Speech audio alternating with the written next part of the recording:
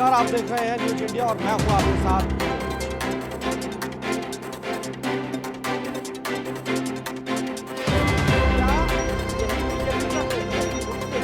नमस्कार, आप देख रहे हैं राजस्थान लाइव और आपके साथ बैठक होती है कि एलएसी पर माहौल तनाव।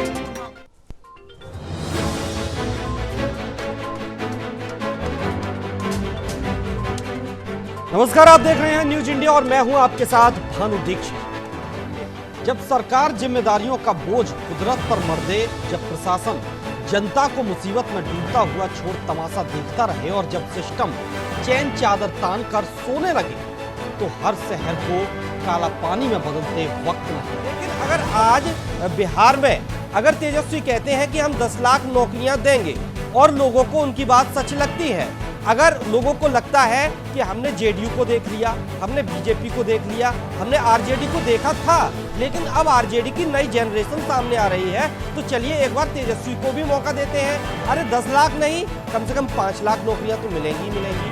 तो क्यों लोग आरजेडी की तरफ न जाए, क्यों लोग तेजस्वी पर भरोसा न करें? तो सुना आपने शुभेंदु अधिकारी को जो कह रहे थे, जिन्होंने अटल बिहारी वाजपेयी का आशीर्वाद लिया था, आज वे ही मुझे धोखेबाज कह रहे हैं, गद्दार कह रहे हैं, हम उस पर उंगलियां उठा रहे हैं। नीरज जी, शुभेंदु अधिकारी तो चले गए, साथ भी कई औरों को अपने साथ ले गए हैं। दीदी कहती हैं कि टीएमसी तो एक बरगद है, एक दो के जाने से कोई फर्क नहीं पड़ता, लेकिन हर पेड़ की मजबूती उसकी जड़ें होती हैं और जड़ें ही कमजोर होती जाएंगी तो जाहिर है एक ना एक दिन वो पेड़ भी कमजोर हो जाएंगे। मैं इसलिए आपको बताया कि खाने नहीं मिल रहे हैं। सर, लोगों का कहना है, बताने की किसी को जरूरत नहीं है, तमाम लोगों की बाइटें आ रही है, वहाँ तो व्यवस्थाओं का हवाला दिया जा रहा है। अरे भानु जी, सुनिए तो पहले बात जी। मैं जा रहा हूँ, कहाँ क्या हो रहा है। तो अनंत सिंह की गिरफ्तारी के बाद जेल में बंद अनंत सिंह की सारी हेकड़ी निकल गई। अनंत सिंह की गिरफ्तारी के बाद उसकी पत्नी सामने आई और उन्होंने अनंत की हत्या की आशंका जता दी। अनंत सिंह के सरेंडर करने के बाद उसे पुलिस पटना ले आई और बेऊर जेल में बंद कर दिया। इंदुकांत जी, बड़ा झटका है कांग्रेस जेएमएम को झारखंड में, ये कहा जा सकता है, क्योंकि बीजेपी का कुनबा लगातार बढ़ता जा रहा है, कांग्रेस और कमजोर हो रही है और ये हालात महज झारखंड में ही नहीं है, हर स्टेट में देखने को मिल रहे हैं। चुनाव से पहले बीजेपी का कुनबा बढ़ता है और कांग्रेस का कुनबा कमजोर होता जा रहा है। यहाँ कांग्रेस जेएमएम दोनों का ही कुनबा है और जो ये नेता आज शामिल हुए हैं, इनका अपना ही वर्चस्व था, तो यानी कि इससे कह सकते हैं कि और कमजोर हो गई है कांग्रेस जेएमएम। अब उनके पास क्या ऑप्शंस रह गए?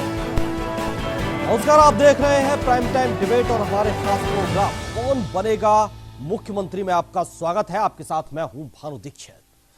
राजनीतिक दलों के एक दूसरे पर आरोप प्रत्यारोप और तीखी नोकझोंक के बीच दिल्ली विधानसभा चुनाव संपन्न हो गए। मतदान के बाद प्रत्याशियों की किस्मत ईवीएम में कैद हो गई। अब आपको बताते हैं ग्राफिक्स के जरिए कि आज के बजट में क्या कुछ खास रहा है, क्या सस्ता हुआ है, क्या कुछ महंगा हुआ है। सबसे पहले नायलॉन के कपड़े जो इस बजट में सस्ते हो गए हैं, स्टील के बर्तन ये भी सस्ते हो गए हैं और काफी।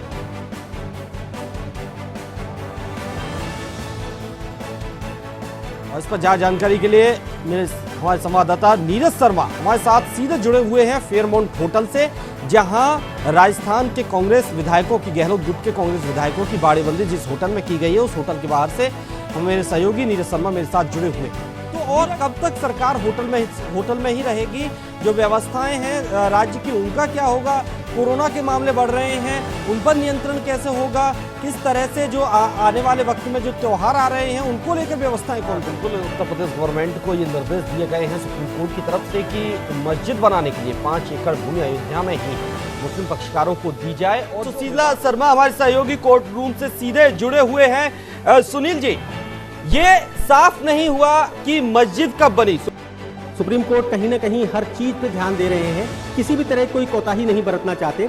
जैसा कि आपने एएसआई इंतजार खत्म, जय श्री राम। जी हाँ, राम की नगरी अयोध्या में राम मंदिर के भूमि पूजन की तैयारियां लगभग पूरी हो चुकी हैं। कल प्रधानमंत्री नरेंद्र मोदी भूमि पूजन करेंगे, जिसके बाद राम मंदिर का निर्माण कार्य तेजी से प्रारंभ होगा। कृषि मंत्री नरेंद्र सिंह तोमर ने किसान आंदोलन को लेकर बड़ा बयान दिया है। उन्होंने कहा कि किसानों का प्रदर्शन जल्द खत्म होगा। सरकार अपनी तरफ से हर संभव कोशिश कर रही है। हालांकि सवाल भी खड़े हो गए हैं, तो वहीं क्या बंगाल में ममता दीदी की दादागिरी जारी रहेगी? इस सवाल पर देखिए ये खास रिपोर्ट। क्यों सुरक्षा मुहैया नहीं कराई गई थी? क्यों पायलट गाड़ी नहीं दी गई? क्यों पुलिस के जवान नहीं दिए गए? जब आपको पता था कि एक बड़ी राष्ट्रीय पार्टी के अध्यक्ष आपके यहाँ मौजूद हैं, बंगाल दौरे पर हैं, तो ये तो देखिए दायित्व और कर्तव्य बनता है आपकी सरकार का। दीपक चड्ढा जी ने कई फिल्मों में काम किया है, वांटेड जैसी नामी फिल्मों में काम कर चुके हैं, राजकुमार जैसी फिल्मों में काम कर चुके हैं। हाल ही में आपकी एक वेब सीरीज आई है नेल पॉलिश, और इसके साथ ही कई सीरियल्स में भी आप काम कर चुके हैं। जिले में चल रहे महापंचायत में भारतीय किसान यूनियन के राष्ट्रीय प्रवक्ता राकेश टिकैत ने हिस्सा लिया। 2 महीने से सीमावर्ती शहर जैसलमेर अंतर्राष्ट्रीय आर्मी स्काउट मास्टर प्रतियोगिता के 5वें सीजन का आयोजन हुआ। इस आयोजन की बड़ी बात यह थी कि ये आयोजन भारत में पहली बार हुआ, जिसमें 7 देशों की सैन्य टीमों के साथ भारतीय सेना की टीम ने भी पहली बार हिस्सा लिया। उत्तर प्रदेश में योगी सरकार के 3 साल का सफर पूरा कर एक तरफ अपनी उपलब्धियों को लोगों तक पहुंचाने की कवायद में है, तो वहीं दूसरी ओर बीजेपी ने मिशन 2022 को फतेह करने की रणनीति पर अभी से काम शुरू कर दिया। यह देखना होगा कि ये परिवर्तन रथ यात्रा कितना परिवर्तन बंगाल की जनता के दिलो दिमाग पर ला पाती है। फिलहाल इस चर्चा में इतना ही।